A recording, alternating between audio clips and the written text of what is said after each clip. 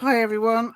So just to let you know that I'm doing this live because it's quicker than uploading it after I've recorded it. That's the only reason I'm doing it live. I don't have the chat box on because I can't keep an eye on it as well as read this. And it's a bit of a, difficult read.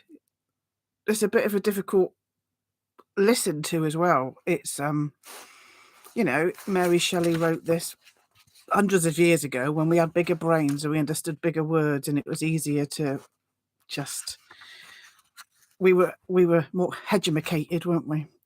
But I'm going to stick with it, even though it's hardcore. I think it's like, for me personally, I'm not that brainy, but we'll keep going, and we're on chapter 3 now. Okay. Happy, thrice happy were the months and weeks and hours of that year. Friendship, hand in hand with admiration, tenderness and respect, built a bower of delight in my heart. Late rough as an untrod wild in America, as a homeless wind or herbless sea, insatiate thirst for knowledge and boundless affection for Adrian combined to keep both my heart and understanding occupied, and I was consequently happy. What happiness is so true and unclouded as the overflowing and talkative delight of young people. In our boat upon my native lake, beside the streams and the pale bordering poplars, in valley and over hill, my crook thrown aside, I no but a flock to tend than silly sheep, even a flock of newborn ideas. I read or listened to Adrian, and his discourse, whether it concerned his love or his theories for the improvement of man, alike entranced me. Sometimes my lawless mood would return, my love of peril, my resistance to authority, but this was in his absence. Under the mild sway of his dear eyes, I was obedient and good as a boy of 5 years old who does his mother's bidding. After a residence of about a year in Ullswater, Adrian visited London and came back full of plans for our benefit. You must begin life, he said. You are 17, and longer delay would render the necessary apprenticeship more and more irksome. He foresaw that his own life would be one of struggle, and I must partake his labours with him. The better to fit me for this task, we must now separate. He found my name a good passport to preferment, and he had procured for me the situation of private secretary to the ambassador at Vienna, where I should enter on my career under the best auspices. In 2 years, I should return to my country, with a name well known and a reputation already founded. And Perdita? Perdita was to become the pupil, friend and younger sister of Evadne. With his usual thoughtfulness, he had provided for her independence in this situation. How refuse the offers of this generous friend? I did not wish to refuse them, but in my heart of hearts I made a vow to devote life, knowledge, and power, all of which, inasmuch as they were of any value, he had bestowed on me. All my capacities and hopes, to him alone I would devote. Thus I promised myself, as I journeyed towards my destination, with roused and ardent expectation of the fulfillment of all that in boyhood we promise ourselves of power and enjoyment in maturity. Methought the time was now arrived, when childish occupations laid aside, I should enter into life. Even in the Elysian fields, Virgil describes the souls of the happy as eager to drink of the wave which was to restore them to this mortal coil. The young are seldom in Elysium, for their desires, outstripping possibility, leave them as poor as a moneyless debtor. We are told by the wisest philosophers of the dangers of the world, the deceits of men, and the treason of our own hearts, but not the less fearlessly does each put off his frail bark from the port, spread the sail, strain the oar, to attain the multitudinous streams of the sea of life. How few in youth's prime moor their vessels on the golden sands and collect the painted shells that strew them. But all at close of day, with riven planks and rent canvas make for shore, and are either wrecked ere they reach it, or find some wave-beaten haven, some desert strand, whereon to cast themselves and die unmourned. A truce to philosophy. Life is before me. I rush into possession. Hope, glory, love, and blameless ambition are my guides, and my soul knows no dread. What has been through sweet is gone. The present is good only because it is about to change and to come to all my own. Do I fear that my heart palpitates? High aspirations cause the flow of my blood. My eyes seem to penetrate the cloudy midnight of time, and to discern within the depths of its darkness the fruition of all my soul desires. Now pause. During my journey I might dream, and with buoyant wings reach the summit of life's high edifice. Now that I am arrived at its base, my pinions are furled, the mighty stars are before me, and step by step I must ascend the wondrous fane. Speak, what door is opened? Behold me in a new capacity, a diplomatist, one among the pleasure-seeking society of a gay city, a youth of promise, favourite of the ambassador. All was strange and admirable to the shepherd of Cumberland. With breathless amaze I entered on the gay scene, whose actors were the lilies of glorious as solemn, who toil not, neither do they spin. Soon, too soon, I entered the giddy whirl, forgetting my studious hours and the companionship of Adrian. Passionate desire of sympathy and ardent pursuit for a wished-for object still characterized me. The sight of beauty entranced me, and attractive manners in man or woman won my entire confidence. I called it rapture. When a smile made my heart beat, and I felt the life's blood tingle in my frame, when I approached the idol which for a while I worshipped. The mere flow of animal spirits was paradise, and at night's close I only desired a renewal of the intoxicating delusion. The dazzling light of ornamented rooms, lovely forms arrayed in splendid dresses, the motions of a dance, the voluptuous tones of exquisite music, cradled my senses in one delightful dream.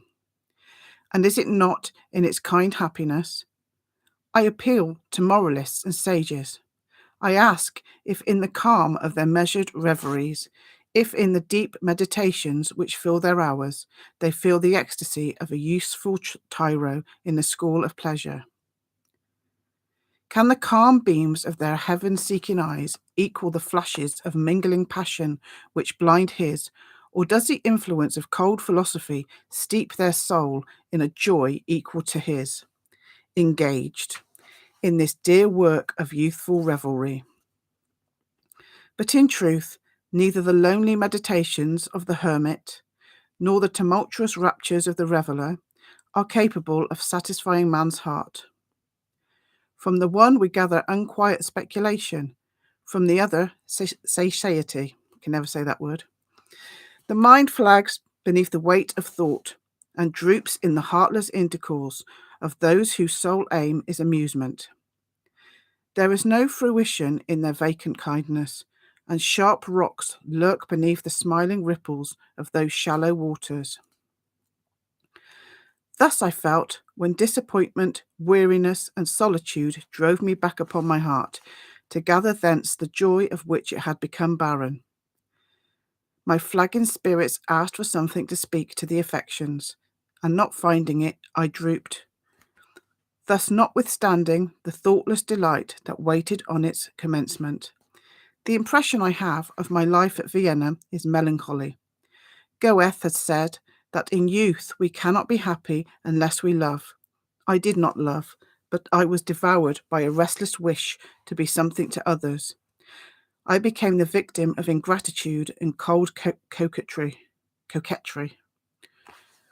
Then I desponded and imagined that my discontent gave me a right to hate the world. I receded to solitude. I had recourse to my books, and my desire again to enjoy the society of Adrian became a burning thirst. Emulation, that in its excess almost assumed the venomous proprieties of envy, gave a sting to these feelings. At this period, the name and exploits of one of my countrymen filled the world with admiration.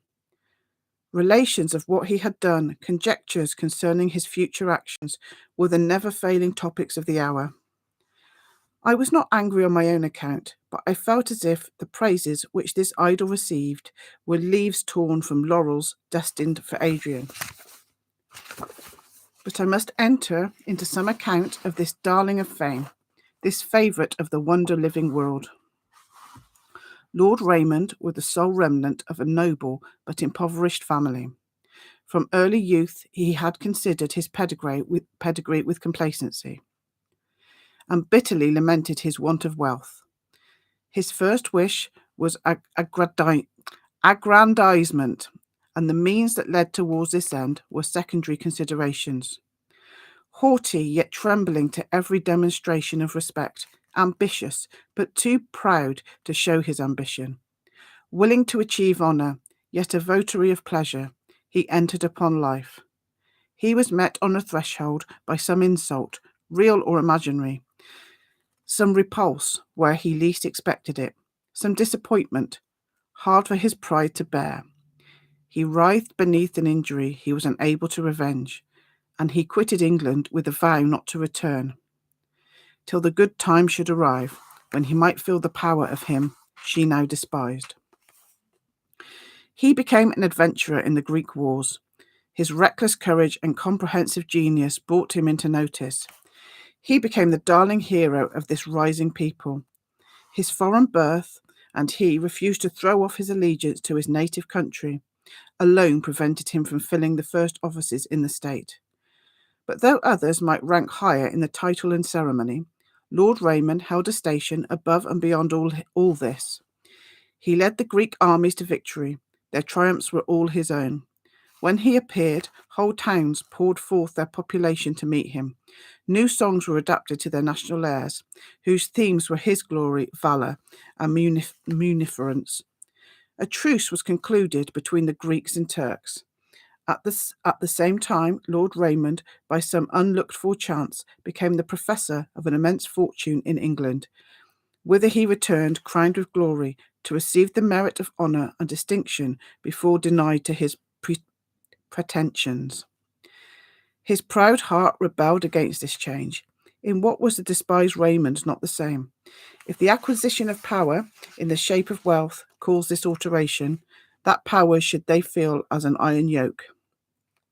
Power, therefore, was the aim of all his endeavours, aggrandizement the mark at which for he ever shot. In open ambition or close intrigue, his end was the same, to attain the first station in his own country. This account filled me with curiosity.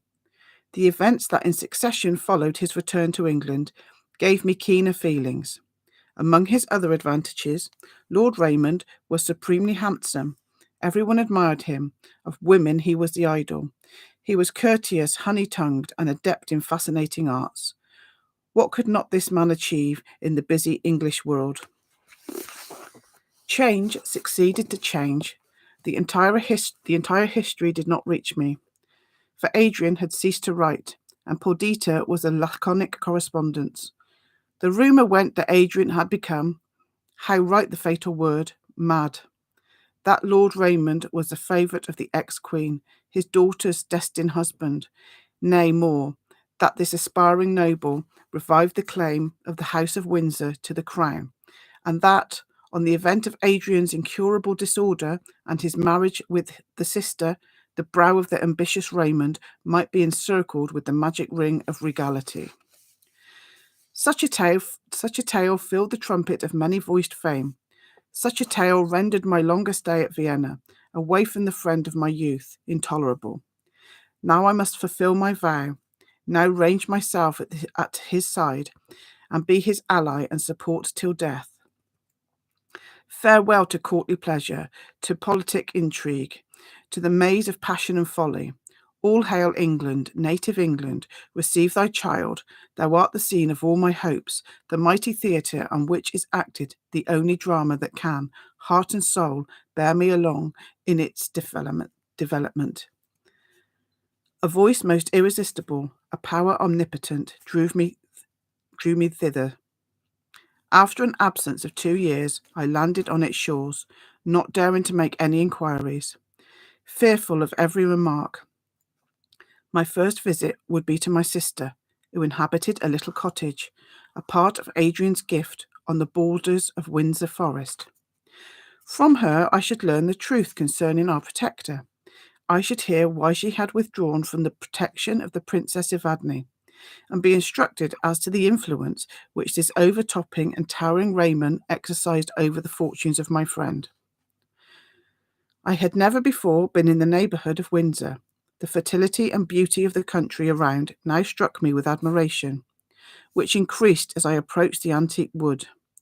The ruins of majestic oaks which had grown, flourished, and decayed during the progress of centuries marked where the limits of the forest once reached, while the shattered palings and neglected underwood showed that this part was deserted for the younger plantations which owed their birth to the beginning of the 19th century, and now stood in the pride of maturity. Perdita's humble dwelling was situated on the skirts of the most ancient portion. Before it was stretched Bishopgate Heath, which towards the east appeared interminable, and was bounded by the west by Chapel Wood and the grove of Virginia Water. Behind the cottage was shadowed by the venerable father of the forest, under which the deer came to graze, and which, for the most part hollow and decayed, formed fantastic groups that contrasted with the regular beauty of the younger trees.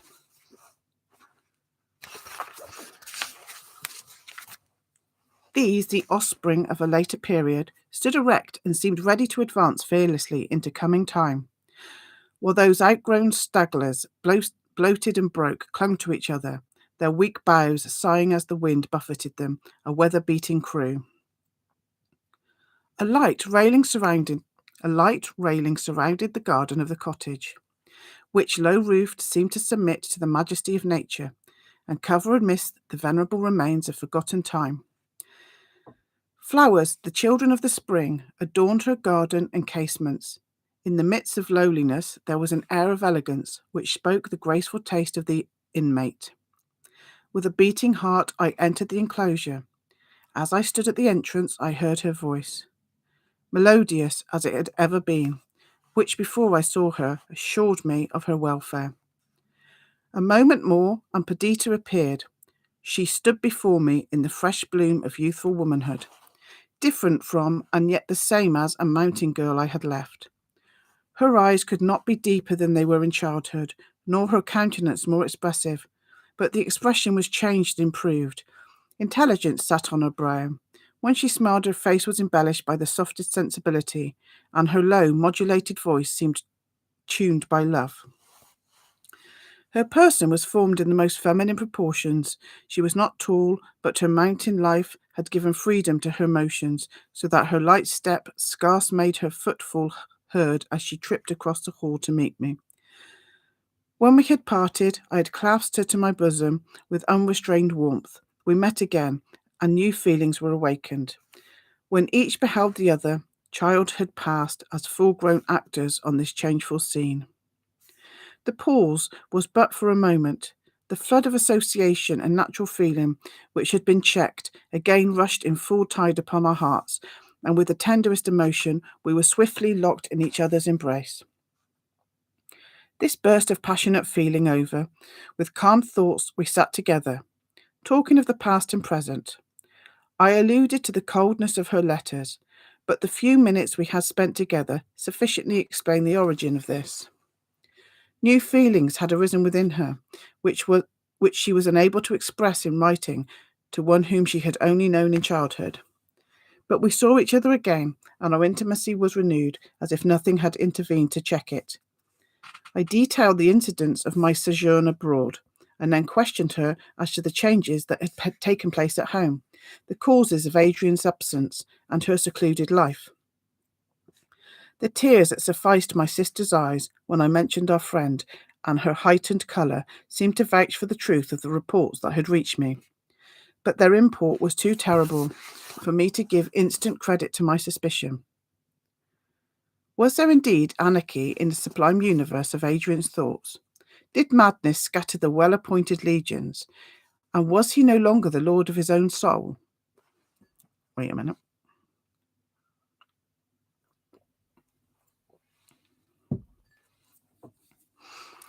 Beloved friend, this ill world was no clime for your gentle spirit. You delivered up its governance to false humanity, which stripped it of its leaves ere winter time, and laid bare its quivering life to the evil ministration of roughest winds. Have those gentle eyes, those channels of the soul, lost their meaning, or do they only, in their glare, disclose the horrible tale of its aberrations? Does that voice no longer discourse excellent music? Horrible, most horrible. I veil my eyes in terror of the change, and gushing tears bear witness to my sympathy for this unimaginable ruin.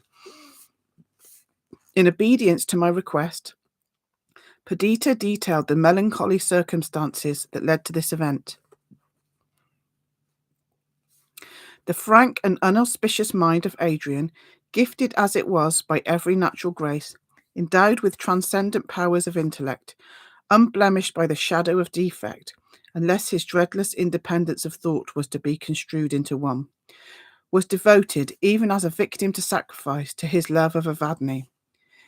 He entrusted to her, keeping the treasures of his soul, his aspirations after excellence, and his plans for the improvement of mankind.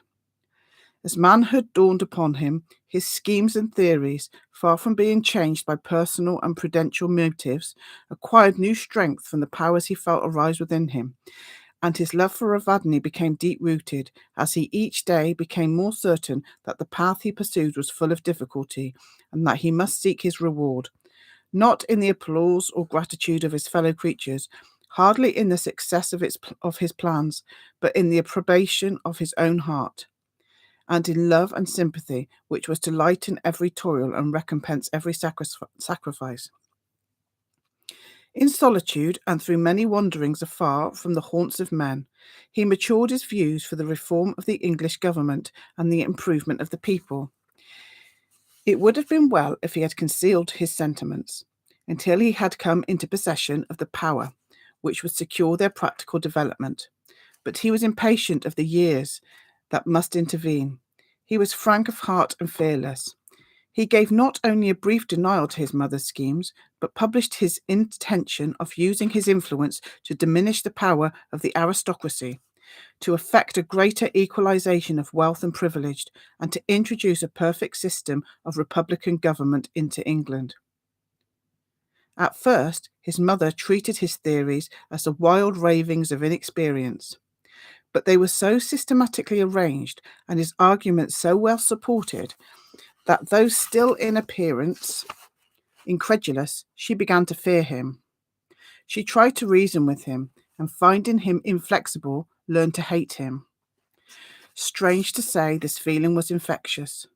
His enthusiasm for good, which did not exist, his contempt for the sacredness of authority, his ardour and imprudence were all the antipodes of the usual routine of life. The worldly feared him. The young and inexperienced did not understand the lofty severities of his moral views, and disliked him as a being different from themselves. Evadne entered but coldly into his systems. She thought he did well to assert his own will, but she wished that will to have been more intelligible to the multitude. She had none of the spirit of a martyr, and did not incline to share the shame and defeat of a fallen patriot. She was aware of the purity of his motives, the generosity of his disposition, his true and ardent attachment to her, and she entertained a great affection for him. He repaid this spirit of kindness with the fondest gratitude, and made her the treasure house of all his hopes. At this time, Lord Raymond returned from Greece. No two persons could be more opposite than Adrian and he. With all the incongruities of his character, Raymond was emphatically a man of the world. His passions were violent, as these often obtained the mastery over him. He could not always square his conduct to the obvious line of self-interest, but self-justification at least was a paramount object with him. He looked on the structure of society as but a part of the machinery which supported the web on which his life was traced. The earth was spread out as a highway for him, the heavens built up as a canopy for him. Adrian felt that he made a part of a great whole. He owned affinity, not only with mankind, but all nature was akin to him. The mountains and sky were his friends, the winds of heaven and the offspring of earth his playmates, while the focus only of this mighty mirror felt his life mingle with the universe of existence. His soul was sympathy and dedicated to the worship of beauty and excellence. Adrian and Raymond now came into contact, and a spirit of aversion rose between them. Adrian despised the narrow views of the politician, and Raymond held in supreme contempt the benevolent visions of the philanthropist. With the coming of Raymond was formed the storm that laid waste at one fell blow the gardens of delight and sheltered paths which Adrian fancied that he had secured to himself as a refuge from defeat and contumely. Raymond, the deliverer of Greece, the graceful soldier, who bore in his mane a tinge of all that peculiar to a native clime, Evadne cherished as most dear. Raymond was loved by Evadne. Overpowered by her new sensations, she did not pause to examine them, or to regulate her conduct by any sentiments except the tyrannical one which suddenly usurped the empire of her heart. She yielded to its influence, and the too natural consequence in a mind unattuned to soft emotions was that the attentions of Adrian became distasteful to her. She grew capricious. Her gentle conduct towards him was exchanged for asperity and repulsive coldness. When she perceived the wild or pathetic appeal of his excessive countenance, she would relent and for a while resume her ancient kindness. But these fluctuations shook to its depth the soul of the sensitive youth. He no longer deemed the world subject to him because he possessed Evadne's love. He felt in every nerve that the dire storms of the mental universe were about to attack his fragile being, which quivered at the expectation of its advent. Perdita, who then resided with Evadne, saw the torture that Adrian endured. She loved him as a kind elder brother, a relation to guide, protect, and instruct her, without the too frequent tyranny of parental authority. She adored his virtues, and with mixed contempt and indignation she saw Evadne pile drear sorrow on his head, for the sake of one who hardly marked her. In his solitary despair, Adrian would often seek my sister, and in covered terms express his misery, while fortitude and agony divided the throne of his mind. Soon, alas, was one to conquer. Anger made no part of his emotion. With whom should he be angry? Not with Raymond, who was unconscious of the misery he occasioned, not with Evadne. For her, his soul wept tears of blood. Poor mistaken girl, slave not tyrant was she, and amidst his own anguish he grieved for her future destiny. Once a writing of his fell into Perdita's hands. It was blotted with tears. Well might any blot it with the like. Life, it began thus, is not the thing romance writers describe it, going through the measures of a dance and after various evolutions arriving at a conclusion, when the dancers may sit down and repose. While there is life, there is action and change. We go on, each thought linked to one which was its parent. Each act to a previous act. No joy or sorrow dies barren of progeny, which forever generated and generating weave the chain that makes our life. Truly, disappointment is the guardian deity of human life. She sits at the threshold of unborn time and marshals the events as they come forth. Once my heart sat lightly in the bosom, all the beauty of the world was doubly beautiful, irradiated by the sunlight shed from my own soul. Oh, wherefore our love and ruin forever joined in this our mortal dream? so that when we make our hearts a lair for that gently seeming beast, its companion enters with it, and pitilessly lays waste what might have been a home and a shelter. By degrees his health was shaken by his misery, and then his intellect yielded to the same tyranny. His manners grew wild, he was sometimes ferocious, sometimes absorbed in speechless melancholy. Suddenly Evadne quitted London for Paris. He followed, and overtook her with the vessel was about to sail. None knew what passed between them, but Perdita had never seen him since. He lived in seclusion, no one knew where, attended by such persons as his mother selected for that purpose. Right, I'm going to have a little drink. So, chapter 4, the first part is coming up.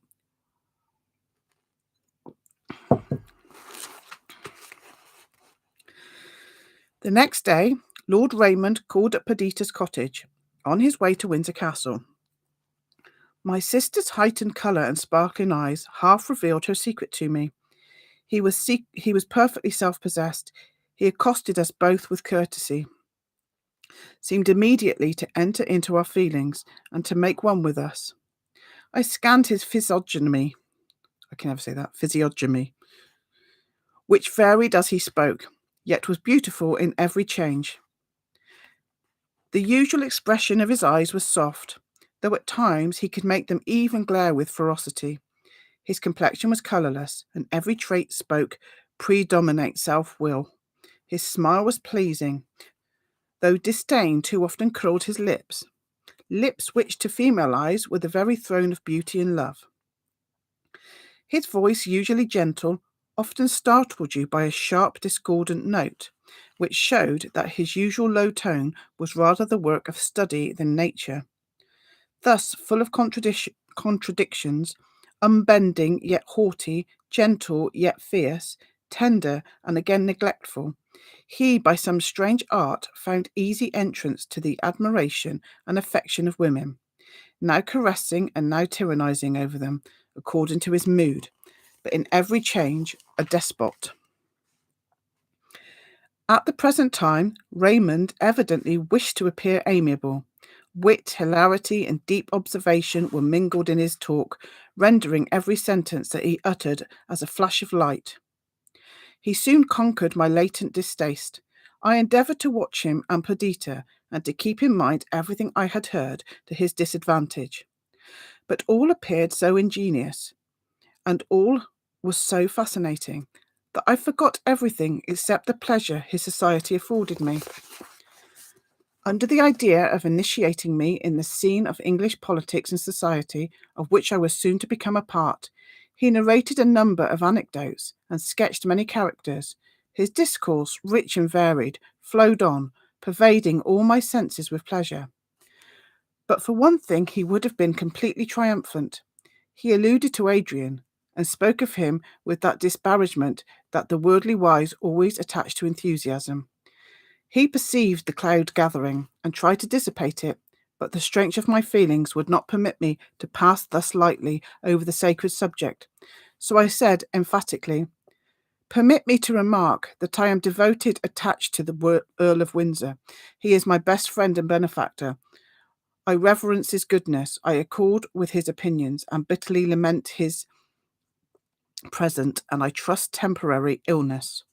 That illness, from its peculiarity, makes it painful to me beyond words to hear him mentioned, unless in terms of respect and affection." Raymond replied, but there was nothing consolatory in his reply. I saw that in his heart he despised those dedicated to any but worldly idols. Every man, he said, dreams about something, love, honour, and pleasure. You dream of friendship, and devote yourself to a maniac. Well, if that be your vocation, doubtless you are the right to follow it. Some reflection seemed to sting him, and the spasm of pain that for a moment convulsed his countenance checked my indignation. Happier dreamers, he continued, so that they are not awakened. Would I could dream, but broad and garish day is the element in which I live. The dazzling glare of reality inverts the scene for me. Even the ghost of friendship has departed, and love, he broke off. nor could I guess whether the disdain that curled his lip was directed against the passion or against himself for being its slave. This account may be taken as a sample of my intercourse with Lord Raymond. I became intimate with him, and each day afforded me occasion to admire more and more his powerful and versatile talents, that together with his eloquence, which was graceful and witty, and his wealth, now immense, caused him to be feared, loved, and hated beyond any other man in England. My descent, which claimed interest, if not respect, my former connection with Adrian, the favour of the ambassador, whose secretary I had been, and now my intimacy with Lord Raymond, gave me easy access to the fashionable and political circles of England. To my inexperience, we at first appeared on the eve of a civil war. Each party was violent, acrimonious, and unyielding. Parliament was divided by three factions: aristocrats, democrats, and royalists. After Adrian's declared predilection to the republican form of government, the latter party nearly died away, chiefless, guideless. But when Lord Raymond came forward as its leader, it revived with redoubled force.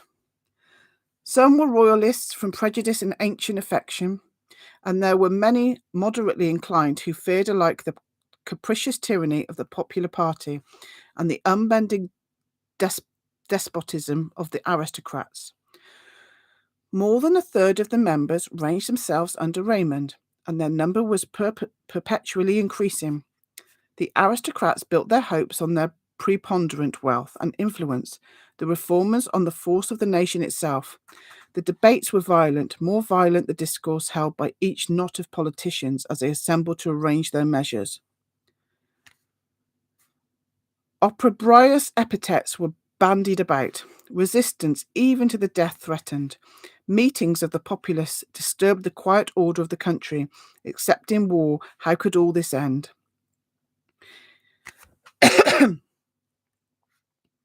Even as the destructive flames were ready to break forth, I saw them shrink, and by the cordial politeness and even friendship of the hostile leaders when they met in private society. I was from 1,000 motives induced to attend minutely to the course of events and watch each turn with intense anxiety. I could not but perceive that Perdita loved Raymond. Methought also he regarded the fair daughter of Verney with admiration and tenderness. Yet I knew that he was urging forward his marriage with the presumptive heiress of the earldom of Windsor, with keen expectation of the advantages that would thence accrue to him. All the ex-queen's friends were his friends. No week passed that he did not hold consultations with her at Windsor. I had never seen the sister of Adrian. I had heard that she was lovely, amiable, and fascinating. Wherefore should I see her? There are times when we have an indefinable sentiment of impeding change for better or for worse to arise from an event, and be it for reason I avoided this high-born damsel. To me she was everything and nothing. Her very name mentioned by another made me start and tremble. The endless discussion concerning her union with Lord Raymond was real agony to me. Methought that Adrian, withdrawn from active life, and this beauteous Idris, a victim probably to her mother's ambitious schemes. I thought to come forward to protect her from undue influence, guard her from unhappiness, and secure to her freedom of choice, the right of every human being. Yet how was I to do this? She herself would disdain the interference. Since then I must be an object of indifference or contempt to her. Better, far better avoid her, nor expose myself before her and the scornful world to the chance of playing the mad game of fond, foolish Icarus. One day, several months after my return to England, I quitted London to visit my sister. Her society was my chief solace and delight, and my spirits always rose at the expectation of seeing her. Her conversation was full of pointed remark and discernment. In her pleasant alcove, redolent with sweetest flowers, adorned by magnificent casts, antique vases, and copies of the finest pictures of Raphael, Correggio, and Claude, painted by herself, I fancied myself in a fairly retreat untainted by and inaccessible to the noisy contentions of politicians and the frivolous pursuits of fashion. On this occasion, my sister was not alone, nor could I fail to recognise her companion. It was Idris, the till now unseen object of my mad idolatry. In what fitting terms of wonder and delight, in what choice expression and soft flow of language can I usher in the loveliest, wisest, best? How in poor assemblage of words convey the halo of glory that surrounded her, the thousand graces that waited unwearied on her? The first thing that struck you on beholding that charming countenance was its perfect goodness and frankness. Candour sat upon her brow, simplicity in her eyes, heavenly benignity in her smile. Her tall, slim figure bent gracefully as a poplar to the breezy west, and her gait, goddess-like, was as that of a winged angel, new alighted from heaven's high floor. The pearly fairness of her complexion was stained by a pure suffusion. Her voice resembled the low, subdued tenor of a flute. It is easiest, perhaps, to describe by contrast. I have detailed the perfections of my sister, and yet she was utterly unlike Idris. Perdita, even where she loved, was reserved and timid. Idris was frank and confiding. The one recoiled to solitude, that she might there entrench herself from disappointment and injury. The other walked forth in open day, believing that none would harm her. Wordsworth has compared a beloved female to two fair objects in nature, but his lines always appear to me rather a contrast than a similitude. A violet by a mossy stone, half hidden from the eye, fair as a star when only one is shining in the sky. Such a violet was sweet Perdita, trembling to entrust herself to the very air, cowering from observation, yet betrayed by her excellencies, and repaying with 1,000 graces the labour of those who sought her in her lonely bypath. Idris was as the star, set in a single splendour in the dim Adonam. A balmy evening, ready to enlighten and delight the subject world, shielded herself from every taint by her unimagined distance from all that was not like herself, akin to heaven.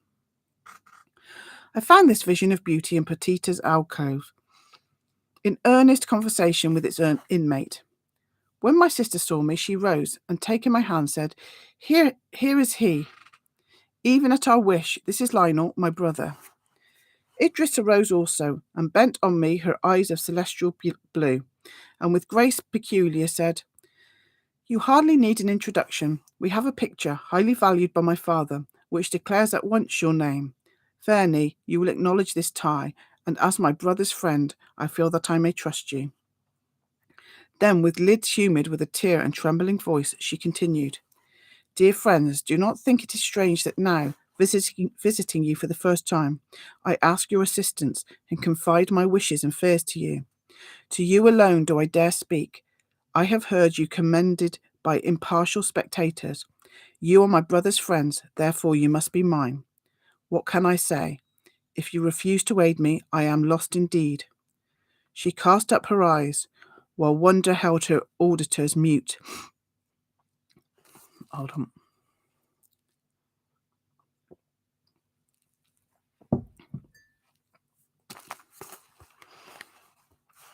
Then, as if carried away by her feelings, she cried, My brother, beloved, ill-fated Adrian, how speak of your misfortunes? Doubtless you have both heard the current tale, perhaps believe the slander, but he is not mad. Were an angel from the foot of God's throne to assert it, never, never would I believe it. He is wronged, betrayed, imprisoned. Save him. Verney, you must do this. Seek him out in whatever part of the island he is immured. Find him, rescue him from his persecutors, restore him to himself. To me on the wide earth I have none to love but only him. Her earnest appeal, so sweetly and passionately expressed, filled me with wonder and sympathy. And when she added with thrilling voice and look, Do you consent to undertake this enterprise? I vowed with energy and truth to devote myself in life and death to the restoration and welfare of Adrian.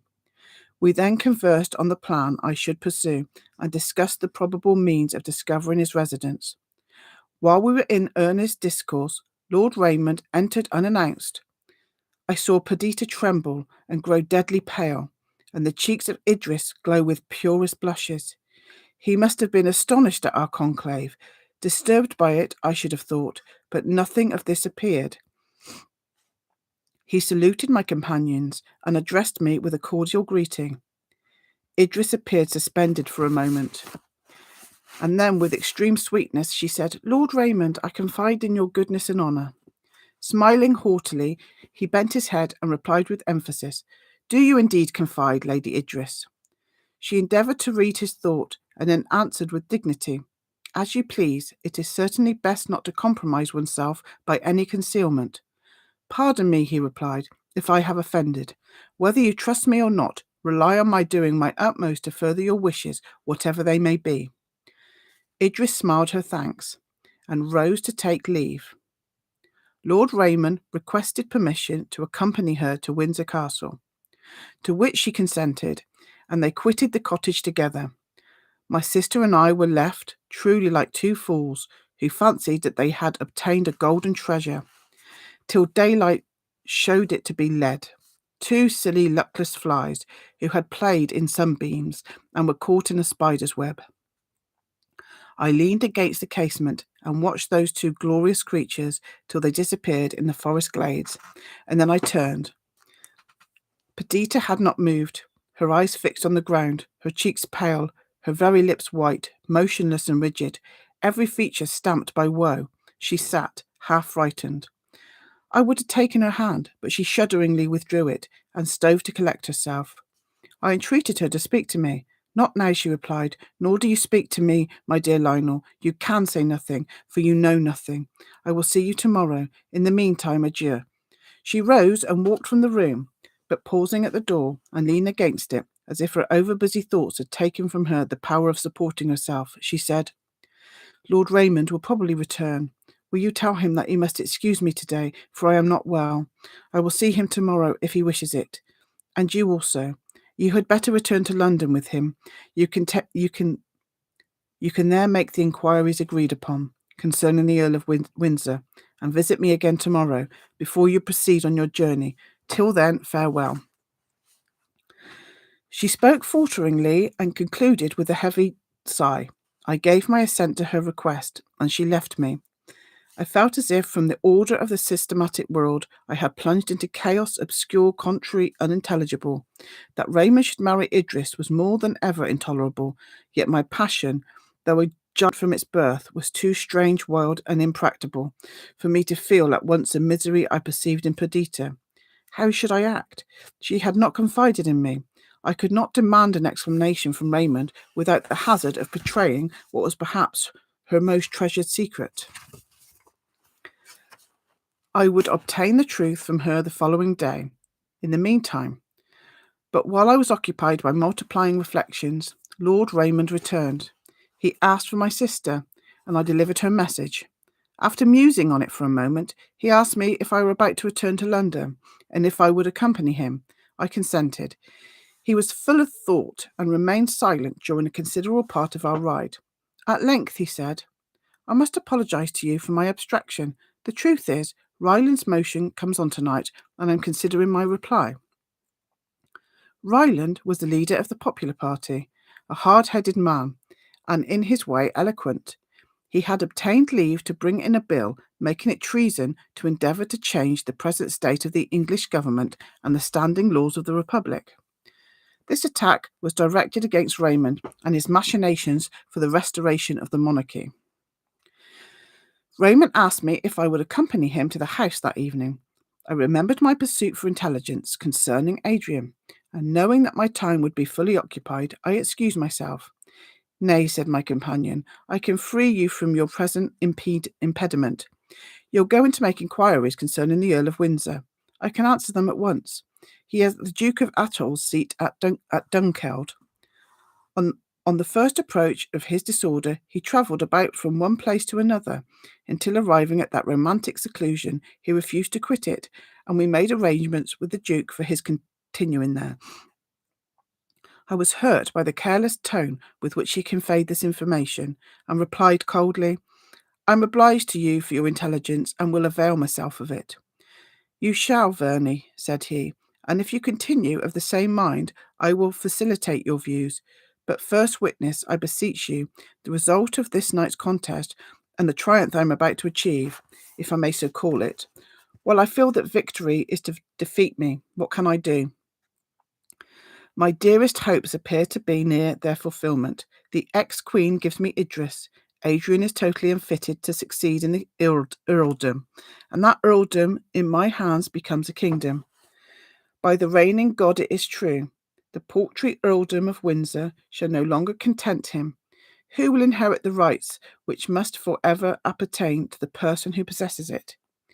The Countess can never forget that she has been a queen, and she disdains to leave a diminished inheritance to her children. Her power and my wit will rebuild the throne, and this brow will be clasped by a kingly diadem. I can do this. I can marry Idris. He stopped abruptly. His countenance darkened, and its expression changed again and again under the influence of internal passion. I asked, "Does Lady Idris love you?" "What a question," replied he, laughing. "She will, of course, as I shall her when we are married." "You begin late," said I ironically. "Marriage is usually considered the grave, and not the cradle of love. So you are about to love her, but do not already." "Do not chastise me, Lionel. I will do my duty by her. Be assured, love, I must steel my heart against that, expel it from its tower of strength, barricade it out. The fountain of love must cease to play, its waters be dried up, and all passionate thoughts attendant on it die. That is to say, the love which would rule me, not that which I rule. Idris is a gentle, pretty, sweet little girl. It is impossible not to have an affection for her, and I have a very sincere one. Only do not speak of love. Love, the tyrant and the tyrant queller. Love, until now my conqueror, now my slave, the hungry fire, the untamable beast, the fanged snake. No, no, I will have nothing to do with that love. Tell me, Lionel, do you consent that I should marry this young lady?" He bent his keen eyes upon me, and my uncontrollable heart swelled in my bosom. I replied in a calm voice, but how far from calm was the thought imagined in my still words. "Never, I can never consent that Lady Idris should be united to one who does not love her. Because you love her yourself. Your lordship might have spread that taunt. I do not, dare not love her. At least," he continued haughtily, "she does not love you. I would not marry a reigning sovereign were I not sure that her heart was free. But, oh Lionel, a kingdom is a word of might, and gently surrounding are the teams that compose the style of royalty. Were not the mightiest men of the olden times kings? Alexander was a king. Solomon, the wisest of men, was a king. Napoleon was a king. Caesar died in his attempt to become one. And Cromwell, the Puritan and king-killer, aspired to regality. The father of Adrian yielded up the already broken sceptre of England.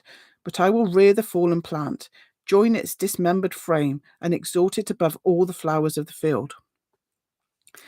You need not wonder that I freely discover Adrian's abode. Do not suppose that I am wicked or foolish enough to found my proposed sovereignty on a fraud, and one so easily discovered as the truth or falsehood of the Earl's insanity.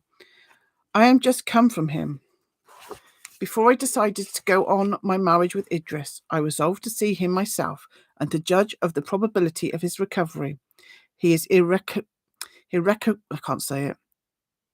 irrecoverably mad. I gasped for breath. "I will not detail to you," continued Raymond, "the melancholy particulars. You shall see him and judge for yourself. Although I fear this visit, useless to him, will be insufferably painful to you. It has weighed on my spirits ever since. Excellent and gentle as he is in the downfall of his reason, I do not worship him as you do, but I would give all my hopes of a crown and my right hand to boot to see him restored to himself." His voice expressed the deepest compassion. "Thou most unaccountable being," I cried, "whither will thy actions tend in all this maze of purpose in which thou seemest lost?" "Whither, indeed? To a crown, a golden begemmed crown, I hope, and yet I dare not trust, and though I dream of a crown and wake for one, ever and anon a busy devil whispers to me that it is but a fool's cap that I seek, and that were I wise, I should trample on it and take in its stead that which is worth all the crowns of the rest and presidentships of the West. And what is that? If I do make it my choice, then you shall know. At present I dare not speak, even think of it. Again he was silent, and after a pause turned to me laughingly. When scorn did not inspire his mirth, when it was genuine gaiety that painted his features with a joyous expression, his beauty became supereminent, divine. Vernie, said he, my first act when I become King of England will be to unite with the Greeks, take Constantinople and subdue all Asia. I intend to be a warrior, a conqueror. Napoleon's name shall veil to mine, and enthusiasts, instead of visiting his rocky grave and exalting the merits of the fallen, shall adore my majesty and magnify my illustrious achievements. I listened to Raymond with intense interest. Could I be other than all ear to one who seemed to govern the whole earth in his grasping imagination, and who only quailed when he attempted to rule himself? Then on his word, and will depend on my own happiness, the fate of all dear to me. I endeavoured to divine the concealed meaning of his words. Perdita's name was not mentioned, yet I could not doubt that love for her caused the vacillation of purpose that he exhibited, and who was so worthy of love as my noble-minded sister? Who deserved the hand of this self-exalted king more than she whose glance belonged to a queen of nations? Who loved him as he did her? Notwithstanding that disappointment quelled her passion, and ambition held strong combat with his. We went together to the house in the evening. Raymond, while he knew that his plans and prospects were to be discussed and decided during the expected debate, was gay and careless. An hum, like that of 10,000 hives of swarming bees, stunned us as we entered the coffee room. Knots of politicians were assembled with anxious brows and loud or deep voices. The aristocratal party, the richest and most influential men in England, appeared less agitated than the others, for the question was to be discussed without their interference. Near the fire was Ryland and his supporters. Ryland was a man of obscure birth and of immense wealth, inherited from his father, who had been a manufacturer. He had witnessed, when a young man, the abdication of the king and the amalgamation of the two houses of the Lords of Commons. He had sympathised with these popular encroachments, and it had been the business of his life to consolidate and increase them. Since then, the influence of the landed proprietors had augmented, and at first Ryland was not sorry to observe the machinations of Lord Raymond, which drew off many of his opponent's partisans. But the thing was now going too far. The poorer nobility hailed the return of sovereignty as an event which would restore them to their power and rights now lost.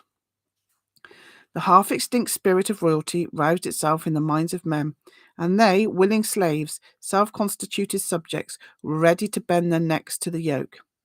Some erect and manly spirits still remained, pillars of state, but the world republic had grown stale to the vulgar ear.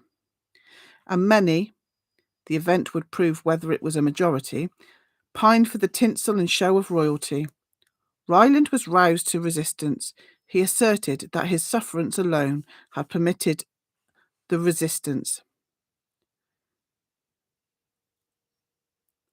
But the time for indulgence was past, and with one motion of his arm he would sweep away the cobwebs that blinded his countrymen. When Raymond entered the coffee room, his presence was hailed by his friends almost with a shout. They gathered round him, counted their numbers, and detailed the reasons why they were now to receive an addition of such and such members, who had not yet declared themselves. Some trifling business of the house having been gone through, the leaders took their seats in the chamber. The clamour of voices continued till Raymond arose to speak. And then the slightest whispered observation was audible. All eyes were fixed upon him as he stood, ponderous of frame, sonorous of voice, and with a manner which, though not graceful, was impressive. I turned from his marked, iron countenance to Raymond, whose face, veiled by a smile, would not betray his care. Yet his lips quivered somewhat, and his hand clasped the bench on which he sat with a convulsive strength that made the muscles start again. Ryland began by praising the present state of the British Empire. He recalled past years to their memory, the miserable contentions which, in the time of our fathers, arose almost to civil war, the abdication of the late king, and the foundation of the republic. He described this republic, showed how it gave privilege to each individual in the state to rise to consequence and even to temporary sovereignty. He compared the royal and republican spirit, showed how the one tended to enslave the minds of men, while all the institutions of the other served to raise even the meanest among us to something great and good. He showed how England had become powerful and its inhabitants valiant and wise by means of the freedom they enjoyed. As he spoke, every heart swelled with pride, and every cheek glowed with delight to remember that each one there was English, and that each supported and contributed to the happy state of things now commemorated. Ryland's fervour increased, his eyes lighted up, his voice assumed the tone of passion. There was one man, he continued, who wished to alter all this and bring us back to our days of impotence and contention. One man who would dare arrogate the honour which was due to all who claimed England as their birthplace, and set his name and style above the name and style of his country. I saw at this juncture that Raymond changed colour. His eyes were withdrawn from the orator and cast on the ground. The listeners turned from one to the other, but in the meantime the speaker's voice filled their ears. The thunder of his denunciation influenced their senses. The very boldness of his language gave him weight. Each knew that he spoke truth, a truth known but not acknowledged. He tore from reality the mask with which she had been clothed, and the purposes of Raymond, which before had crept around, ensnaring by stealth, now stood a hunted stag even at bay. As all perceived who watched the irrepressible changes of the countenance, Ryland ended by moving that any attempt to re-erect the kingly power should be declared treason, and he a traitor who should endeavour to change the present form of government. Cheers and loud acclamations followed the close of the speech. I'll have a little drink.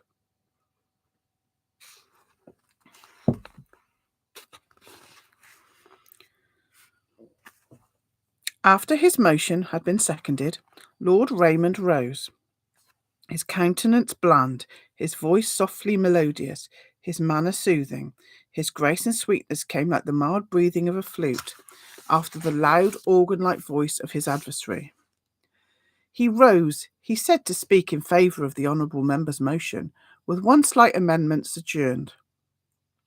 He was ready to go back to old times and commemorate the contests of our fathers and the monarch's abdication. Nobly and gratefully, he said, had the illustrious and last sovereign of England sacrificed himself to the apparent good of his country, and divested himself of a power which could only be maintained by the blood of his subjects. These subjects named so no more, these his friends and equals, had in gratitude conferred certain favours and distinctions on him and his family for ever. An ample estate was allotted to them, and they took the first rank among the peers of Great Britain. Yet it might be conjectured that they had not forgotten their ancient heritage, and it was hard that his heir should suffer alike with any other pretender. If he attempted to regain what by ancient right and inheritance belonged to him, he did not say that he should favour such an attempt, but he did say that such an attempt would be venial, and if the aspirant did not go so far as to declare war and erect a standard in the kingdom, his fault ought to be regarded with an indulgent eye. In his amendment, he proposed that an exception should be made in the bill in favour of a person who claimed sovereignty power in right of the Earls of Windsor. Nor did Raymond make an end without drawing in vivid and glowing colours the splendour of a kingdom in opposition to the commercial spirit of republicanism. He asserted that each individual under the English monarchy was then, as now, capable of attaining high rank and power. with one only exception, that of the function of chief magistrate, higher and nobler rank than a battering timorous commonwealth could afford. And for this one exception, to what did it amount? The nature of riches and influence forcibly confined the list of candidates to a few of the wealthiest, and it was much to be feared that the ill humour and contention generated by the triennial struggle would counterbalance its advantages in impartial eyes. I can ill record the flow of language and graceful turns of expression, the wit and easy raillery that gave vigour and influence to his speech. His manner, timid at first, became firm. His changeful face was lit up to superhuman brilliancy. His voice, various as music, was like that enchanting. It were useless to record the debates that followed this harangue. Party speeches were delivered, which clothed the question in cant, and veiled its simple meaning in a woven wind of words. The motion was lost. Ryland withdrew in rage and despair, and Raymond, gay and exulting, retired to dream of his future kingdom. And that was chapter 4, the first part. We're going to go on to chapter part, the second part now, but not now, because that's been an hour and I'm aching. So it might not be tomorrow this time because I've got work, but it'll be soon. But like I say, I'm only doing this live because it uploads straight away. Okay, thank you.